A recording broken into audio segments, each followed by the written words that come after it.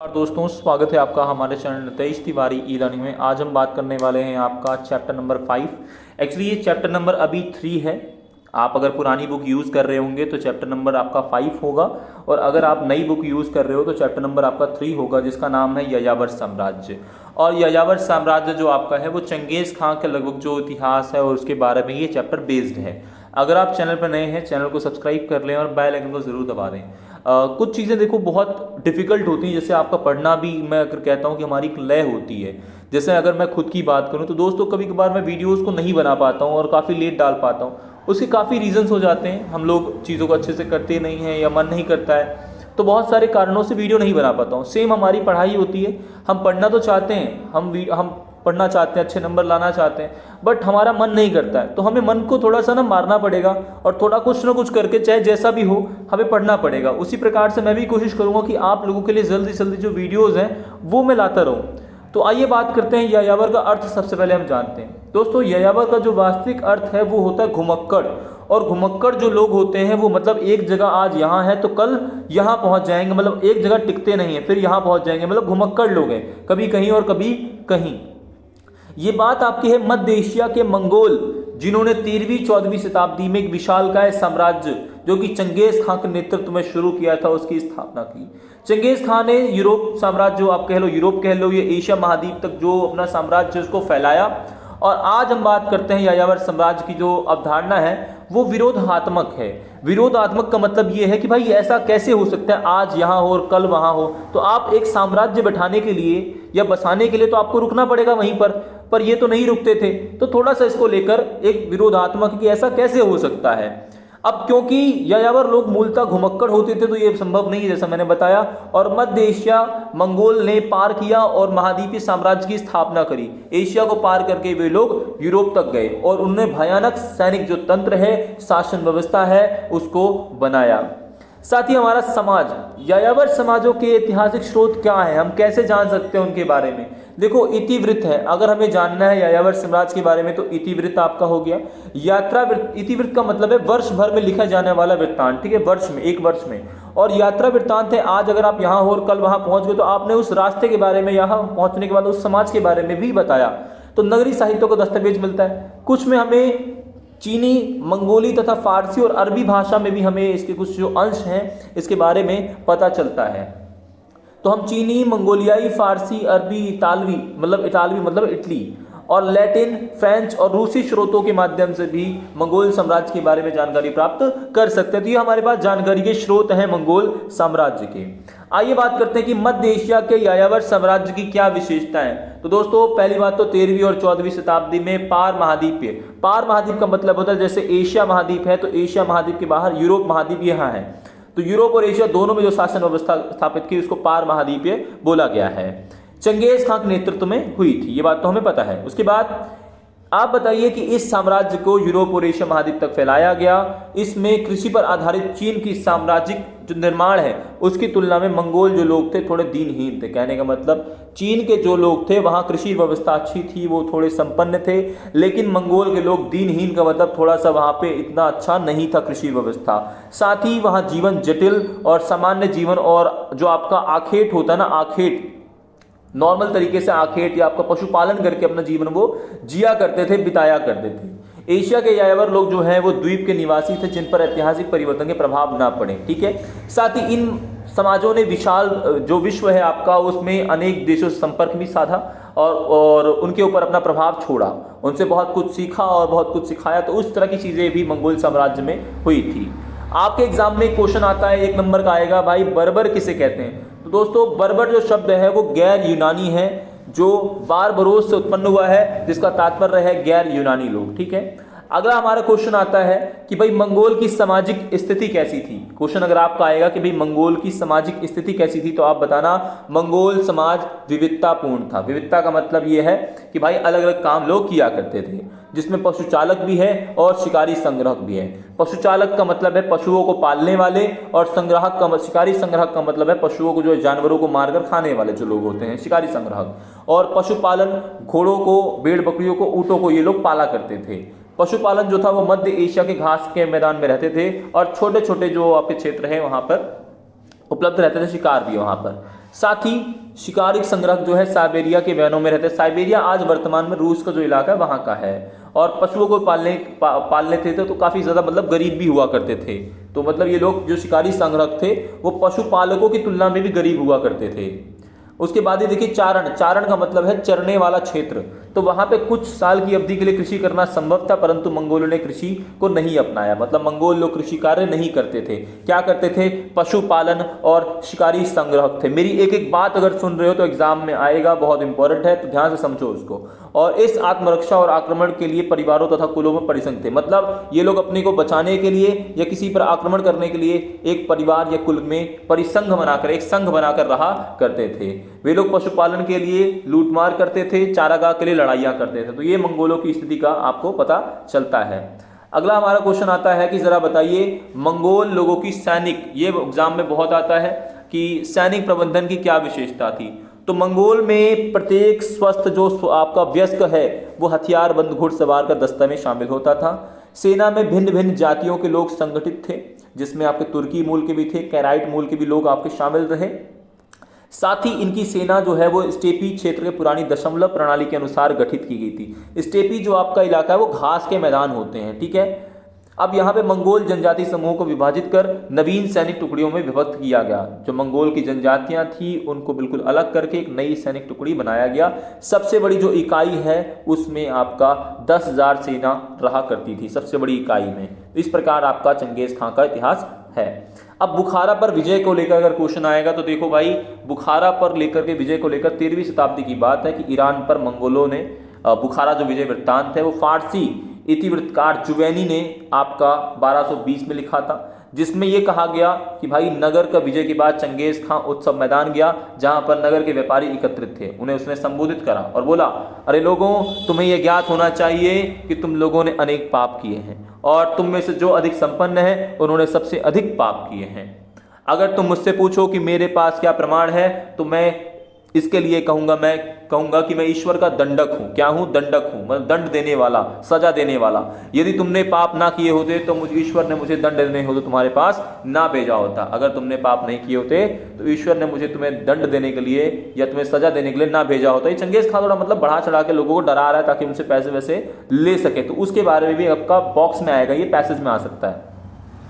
अगला यहाँ पे हमारा जो क्वेश्चन है कि मंगोल जो 13वीं शताब्दी में मंगोलों की शासन व्यवस्था कैसी रही।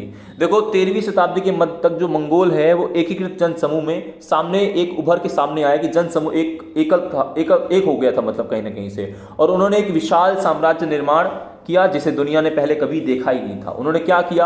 अत्यंत जटिल जो सामाजिक शासन व्यवस्था है उसको अपनाया, इतिहास और संस्कृति और उसके नियमों को अपनाया। हालांकि मंगोलों ने अपने साम्राज्य के क्षेत्रों पर राजनीतिक प्रभुत्व रहा, फिर भी संख्यात्मक रूप से वो अल्पसंख्यक रहे। कहने का मतलब वो क्षेत्रों में गए, उन्होंने शासन स्थापित करा, लेकिन संख्या में मंगोल लोग बहुत कम थे, इस बात को याद रखिएगा। ये है चंगेज खां। देखिए कितना खूंखार लग रहा है और उसकी सेना। तो ये चंगेज खां है, उसके बारे में क्वेश्चन आएगा कि भाई चंगेज खां के बारे में बताइए, जीवन वृत्तांत के बारे में बताइए। देखिए चंगेज खां का जन्म जो है वो 1162 में हुआ था मंगोलिया में। इसका प्रारंभिक नाम तेमुजिन था। 1206 में इसे जमुका और नेमन लोगों को इसने निर्णायक युद्ध में हरा दिया। तो उस क्षेत्र में इसका जो नाम है वो फैल जाता है, प्रभावशाली व्यक्ति के रूप में उभरा। इसने खुद को चंगेज खान ने समुद्री खान, सार्वभौमिक खान की जो महान उपलब्धि है वो हासिल कर ली। साथ ही साथ चंगेज खां के बारे में अगर आप बताइए तो इसका जो शुरुआती मित्र था वो था आपका बोघू रचू। कौन था? बोघू रचू, ठीक है। इसका दूसरा मित्र जमुका था, जो कि इसको आंडा भी कहा गया। इसका जो भाई है ना जमुका, ये वाला जमुका, इसका पहले भाई यही था और इसका नाम आंडा था। इसका भाई है इसका। इसकी माँ का जो पिता का नाम है वो एसुजई है आपका, ठीक है। ये बातें कुछ कुछ आप याद रखना। अब चंगेज खां के बारे में, जो चंगेज खां और मंगोल का विश्व इतिहास में स्थान क्या है। दोस्तों चंगेज खां एक महान राष्ट्र नायक है। चंगेज खां ने मंगोलों को संगठित करा 2 बातें, चीनियों के जो शोषण है उससे मुक्ति दिलाई 3 बातें, पार महाद्वीप में साम्राज्य की स्थापना करी 4, और विशाल आपका जो रास्ते है, बाजार है, उनको पुनर्स्थापित करा और बहुजातीय, बहुभाषी, बहुधर्मों को एक साथ करा और मंगोल को एक स्वतंत्र राष्ट्र, और चंगेज खां एक राष्ट्र नायक के रूप में वहां पर है। आराध्य व्यक्ति का मतलब है मंगोल के लोग इसे बहुत ज़्यादा मानते हैं क्योंकि उसने चीनियों से मुक्त कराया या एक करा, वो सारा का सारा उसे क्रेडिट मिलता भी है। चंगेज खां की सैन्य उपलब्धियां क्या है, एग्जाम में आपका बहुत इंपॉर्टेंट है, आता भी है। दोस्तों चंगेज खां की सैन्य उपलब्धि थी कुशल घुड़सवारी। उसके पास ऐसे कुशल घुड़सवार थे जो 1 मिनट में या कुछ ही सेकंड्स में किसी दूसरे जगह पे पहुंच जाते हैं बहुत तेजी से। तीरंदाजी, अगर आपको युद्ध जीतना हो तो आपको उस समय तीरंदाजी बहुत अचूक निशाना चाहिए होता था ताकि अपने दुश्मन को आप भेज सको। मौसम की जानकारी, चंगेज खां को पता था कि कब मौसम चेंज होगा और कैसे मौसम में लड़ाई लड़नी चाहिए। ठीक है। घेराबंदी, घेराबंदी का सिंपल मतलब है कि आप दुश्मन को चारों तरफ से घेर लो और बीच में उसे मारो। नेफ्ता बमबारी एक प्रकार का आपका बम था उस समय, बहुत चलयालक। और हल्के उपस्तर जो चल निर्माण थे, मतलब हल्के जो बम वम आपकी चीजें हैं या आपके साथ जो सामान है, हथियार हैं, उनको बनाया जाता था। साथ ही देखिए चंगेज खां के वंशजों की क्या उपलब्धियां हैं। देखिए चंगेज खां ने सभी जातियों धर्मों को, अपने लोगों को, अपने प्रशंसकों को हथियारबंद सैन्य दल जो एक है उसमें भर्ती किया था। दूसरा, बहुजाति, बहुधार्मिक, बहुभाषी लोगों को संविधान का कोई एक प्रकार से जो इसने एक किया मतलब, और यास जो है वहां लागू करता है। आपको पता ही होगा यास लागू करता है। क्या लागू करता है? यास। यास एक नियम संहिता होती है 1206 में लगभग। उसके बाद साम्राज्य निर्माण में महत्वाकांक्षा पूर्ति के लिए अनेक समुदाय में बटे लोगों को एक परिसंघ बनाया। परिसंघ मतलब एक बनाया, एक समुदाय में लाया। और मंगोल साम्राज्य भिन्न विविध वातावरण में परिवर्तित रहा, यद्यपि मंगोल साम्राज्य के संस्थापक की प्रेरणा एक प्रभावशाली बनी रही। मतलब चंगेज खां इस साम्राज्य के बनाने के लिए प्रेरणा स्रोत का काम भी करता है, इसको आगे बढ़ाने का भी उसकी भूमिका रही। उन्होंने विविध मतों और आस्था वाले लोगों को सम्मिलित किया। हालांकि मंगोल शासक स्वयं विभिन्न धर्मों और आस्थाओं से संबंध रखने वाले थे। मतलब ये था कि चंगेज खां के जो वंशज थे उन्होंने अलग अलग धर्मों को अपनाया। जैसे शमन जो है वो बौद्ध आपके हैं, और शमन भी रहे, बौद्ध भी रहे, ईसाई भी रहे और इस्लाम को मानने वाले भी रहे। तो मतलब अलग अलग तरीके से इन्होंने धर्मों को अपनाया। तो इनको व्यक्तिगत रूप से इन्होंने कभी किसी पे थोपा नहीं कि आप इस धर्म को अपनाओ, क्योंकि वो खुद भी अलग अलग धर्मों को मानते थे। चंगेज खां की उपलब्धियां क्या है, ये क्वेश्चन आ जाता है। देखिए चंगेज खां, पहले बात आप बताइए कि चंगेज खां जो एक महान आपका शासक है और उसकी सबसे बड़ी संगठित यही है कि उसने मंगोलों को एक संगठित किया, लंबे समय से चले आ रहे कबीलाई लड़ाइयों को खत्म किया और चीनियों द्वारा जो शोषण किया जाता चीन द्वारा उसको मुक्ति दिलाई मंगोल के लोगों को, और उन्होंने साम्राज्य को उसने समृद्ध बनाया। शानदार जो पार महाद्वीपीय साम्राज्य है उसकी स्थापना करी, व्यापारों को रास्ता बनाया और वेनिस के मार्को पोलो की तरह दूर यात्री की तरह आकृष्ट हुए। मतलब बहुत सारे जब रास्ता इसने अच्छा बनाया तो मार्को पोलो जैसे जो लोग हैं वो आपके मंगोलिया की तरफ आए। अब चंगेज खां, आपका क्वेश्चन है, चंगेज खां ने इन परस्पर विरोधी चित्रों का कारण एकमात्र परिक्षेप में भिन्नता नहीं थी। ये विचार से हम कह सकते हैं कि चंगेज खां की दृष्टि बहुत ज़्यादा प्रभावशाली रही और समझदार थे कि इन्हें क्या करना है क्या नहीं करना है। इसलिए ही तो चंगेज खान ने इतने विशाल महाद्वीपीय जो आपका साम्राज्य है उसकी स्थापना कर ली थी। साथ ही देखिए तैमूर एवं चंगेज खां के वंश में क्या संबंध है। देखो तैमूर जो वंश है 14वीं शताब्दी के अंत में तैमूर राजा जो विश्वव्यापी राज्य की महत्वाकांक्षा रखता था, उस समय अपने को राजा घोषित करने में संकोच का अनुभव किया क्योंकि चंगेज खां का वंशज नहीं था। क्योंकि वो क्या नहीं था? चंगेज खां का वंशज नहीं था। तब उसने अपनी स्वतंत्र संप्रभुता की घोषणा की और अपने को चंगेज खानी परिवार के दामाद के रूप में प्रस्तुत किया। जैसे आपको पता ही होगा कि जो बाबर आपके हैं ना, तो बाबर जो है वो आपका यहीं से आपका तैमूर वंश से ही आते हैं, जो कि लगभग आपका तुर्कमेनिस्तान है, और जो बाबर की वाइफ थी वो मंगोल से ही थी। तो यहाँ से रिलेशंस आपके जो आपके तुर्कमेनिस्तान वाले और मंगोलिया वाले हैं इनके बीच में संबंध बनते हैं, मतलब एक प्रकार शादी विवाह के।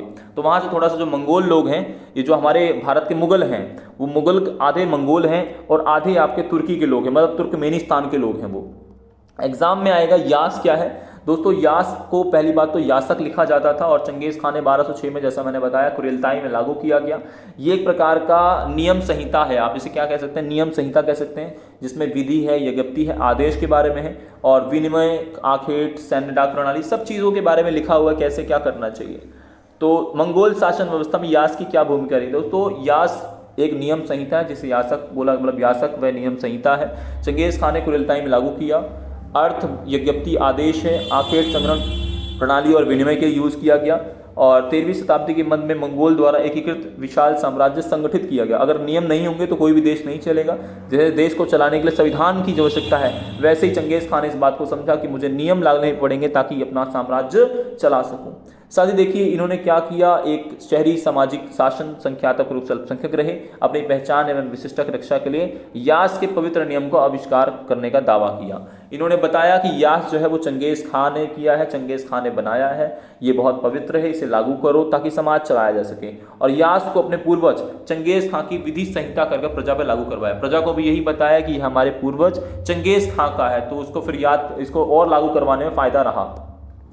यास के समान आस्था रखने वाले मंगोलों को संस्कृत किया, मतलब एक संयुक्त किया। जो लोग यास में विश्वास, मतलब चंगेज खां की नीतियों या उसके कानूनों पर विश्वास करते थे, उन लोगों को एक किया। और चंगेज खां और उसके वंशजों की मंगोल की निकटता स्वीकृत है। यास के वंशजों की कबीलाई पहचान बरकरार रही। इसमें यही सिंपल है कि यास मानने वालों को ऐसा नहीं है कि तुम हमारे हो जाओगे, तुम्हारा जो भी विश्वास है, तुम्हारी जो पहचान है वो बनी रहेगी। बस पराजित लोगों पर लागू करने का आत्मविश्वास था कि पराजित लोगों पर तो पूरे तरीके से ही इन्हें थोपना था, मतलब उसको। उसके बाद यास चंगेज खां की कल्पना शक्ति से प्रेरित था और विश्वव्यापी मंगोल साम्राज्य की स्थापना में सहायक रहा, बहुत जरूरी रहा। अब 13वीं शताब्दी के पूर्वार्ध में हुए युद्धों से क्या हानि हुई? देखो, हानि सिंपल है कि युद्ध होंगे तो नगर नष्ट होंगे, भूमियां नष्ट होंगी, व्यापार चौपट हो जाएंगे, दस्तकारी वस्तुएं उत्पन्न हो जाएंगी, अस्त व्यस्त हो जाएंगी, सैकड़ों हजारों लोग मारे जाएंगे और संभ्रांत जो कृषक वर्ग है समस्त पूरी तरीके से उन्हें कष्ट का सामना करना पड़ेगा। ये हानियां 13वीं शताब्दी के पूर्वार्ध में होती हैं। बोनस क्वेश्चन, अगर आप लास्ट तक बने हुए तो मंगोलों के पतन के क्या कारण थे? पहली बात तो वो संख्या में बहुत कम थे। क्या थे? संख्या में बहुत कम थे, प्रजा की अपेक्षा में काफी असभ्य थे, मतलब ज्यादा सभ्य नहीं थे। रहन सहन, खान पान या जो भी व्यवस्था है वो नहीं इतनी अच्छी थी। साथ ही आपसी विरोध और सभ्यता में विजित क्षेत्रों में सभ्यता मिलाना मुश्किल था भाई। और उन्होंने विभिन्न धर्मों को जो अपनाया, एक ही धर्म को अगर अपनाए रखते तो ज्यादा बढ़िया था, लेकिन बहुत सारे धर्मों को जो अपनाया अलग अलग राजाओं ने उनके, ये उनके पतन का कारण रहा। आशा करता हूं आपको वीडियो बहुत ज्यादा अच्छी लगी होगी और अगर आप चैनल पर नए हैं, चैनल को सब्सक्राइब कर लो, बेल आइकन को जरूर दबा दो।